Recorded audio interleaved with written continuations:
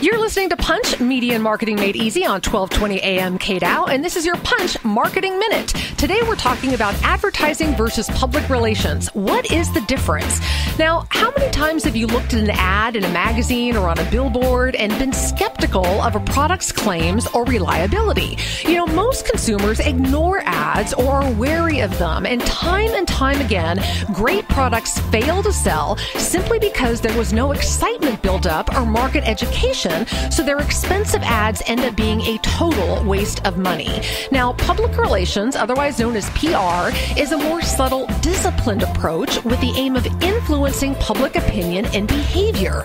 When you read an actual article about a product or a service, or you see it covered in the TV news, you're much more inclined to think that it's newsworthy. And you can imagine the world of PR is a pyramid. Think of public relations at the bottom, and then marketing, advertising, and media being the next building block up. That builds your brand awareness and name recognition, so finally you can get to the very top building block, which is your sales. Now, of course, pyramids are built from the bottom up, and research shows that it takes 4 to 6 impressions minimum of a product or a service before most consumers are compelled to buy non-essential items. So having a sustained media presence is going to achieve that for you. Public relations brings credibility and understanding of the product, so your future advertising can succeed. Now, public relations offers flexibility and credibility and a way to manage your company's growth cost effectively. And that's very tough to get from an advertising campaign alone. The advantages of advertising, of course, mean that you have complete control. Advertising makes you the boss as long as you've got the cash. You're able to decide which medium, the look and the feel of your ad, and how often it appears. Public relations, on the other hand, puts the media in charge of deciding the size, the length, the word choice, the format, which photos, if any, are used, and you've got absolutely no control over public relations. However, you do get the full attention of consumers who trust the articles that they read in their favorite publications, and that's really the advantage of PR. So if you have a choice between the two, advertising or public relations, you might want to consider doing some PR first to raise your brand awareness and name recognition, and that will help ensure the success of your future advertising. You've been listening to the Punch Marketing Minute on Punch Media and Marketing Made Easy on 1220 AM KDOW. Johnny come lately, the new kid in town. Everybody loves you, so don't let them down. Time for round 2 of Punch. I'm your host, Erica Taylor Montgomery, and I'm the founder and CEO of Three Girls Media and Marketing, which is a public relations and social media marketing agency that specializes in working with small and emerging companies, which is often what I say, the companies that need PR and social media the most, but can least afford it. And you can find us online at threegirlsmedia.com. That's threegirlsmedia.com. I do offer a complimentary 30-minute consultation where we can talk specifically about your PR and social media needs and goals. So if you'd like to set that up, all you have to do is go to threegirlsmedia.com and give me a call or shoot me an email to make your appointment for your consultation.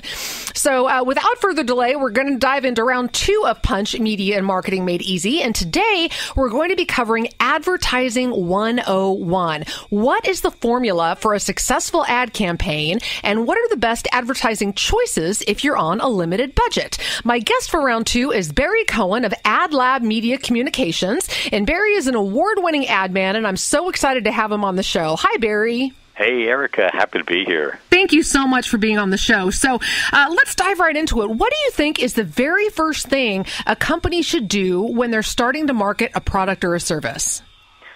Thank you for asking.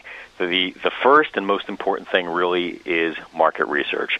Companies got to know who buys their product, what do they buy, how do they shop, are they online shoppers, are they catalog shoppers, are they brick-and-mortar retail shoppers, and of course, why are we better? What would it take to make them switch to us?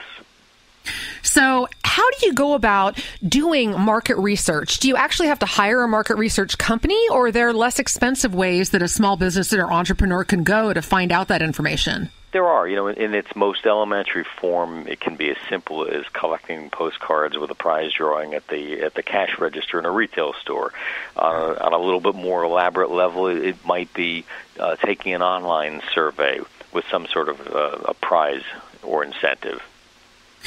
So it can be very cost effective, and it can be done rather easily, and you don't necessarily have to go out and hire a market research company, but it is definitely the very first place that you should start when you're considering advertising for your business. So let's talk specific mediums. It used to be, Barry, that there was television, radio, and newspapers and magazines, and that's all that there was when it came to your advertising choices. Of course, I guess you had billboards too, and but really in today's age, in 2012, there are so many more options. You've got online marketing, you've got direct marketing, there are all these other choices that companies can make. So what is the best way for a small business or entrepreneur to really narrow down what the best medium is for them to advertise in?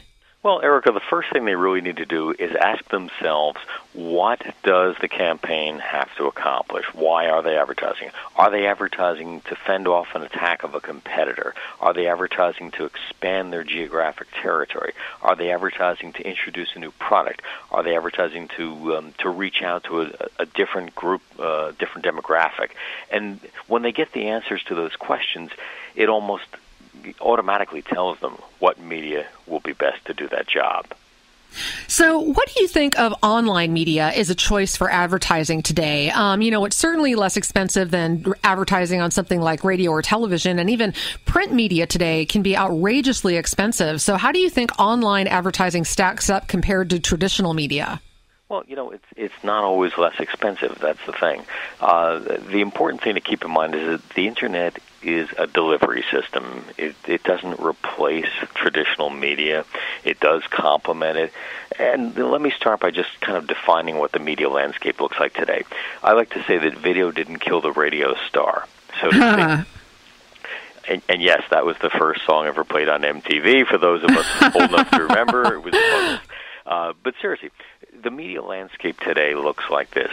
Traditional media and online and new media exist side by side, right? And the media companies that get it understand that they're not in the radio business, they're not in the cable business, they're not in the magazine business. They're in the business of providing unique, original, compelling content across platforms on demand. So, for example, if you're delivering your content and I can get it on my desktop, and you can get it on your laptop, and somebody else can get it on their iPhone or their portable device, then you're doing the job. If you don't, you fall by the wayside. So let me give you the prime example of somebody that didn't get this. Not that long ago, McGraw-Hill sold Business Week magazine to Bloomberg for $1.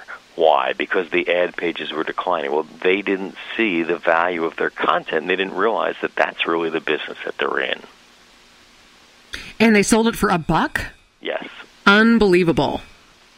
And, at the beginning of the show, we were actually talking about how businesses can communicate better. And one of the things that we were talking about is that content is king when it comes to getting out there and getting your company or business known. It really comes down to the content you're providing. And I'm guessing it's the same when it comes to an ad. It's really the content of the ad that's king.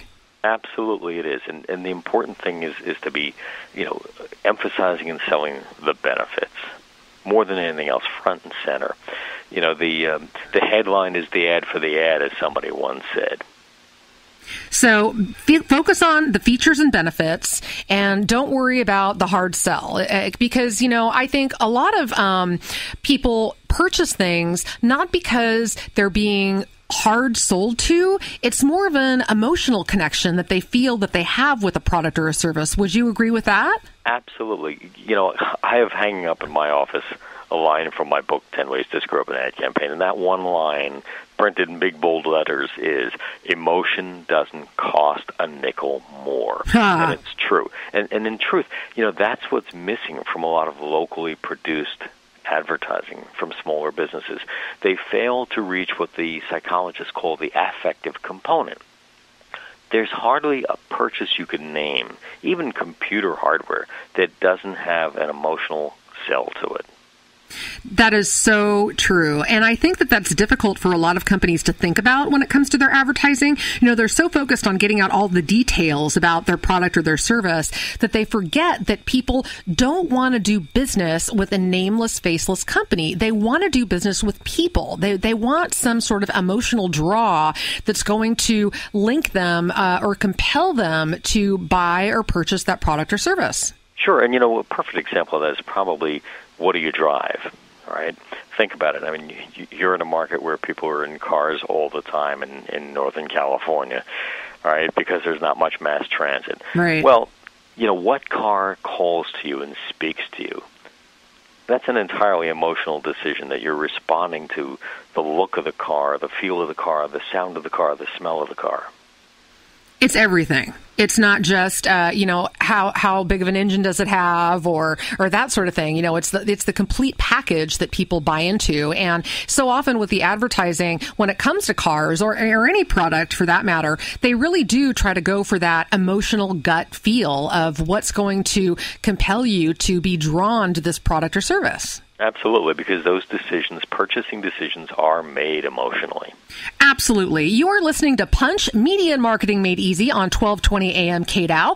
I'm your host, Erica Taylor Montgomery, and if you have questions about advertising, you can email us right now at punchmarketingradio@gmail.com. That's punchmarketingradio@gmail.com, and you can get your questions answered either online or we're going to continue talking to Barry from AdLab Media right after the break. And when we come back from the break, we're going to be talking about the most effective mediums for companies on a small budget when it comes to their advertising. That's coming up next on 1220 AM KDOW. I'm your host, Erica Taylor Montgomery.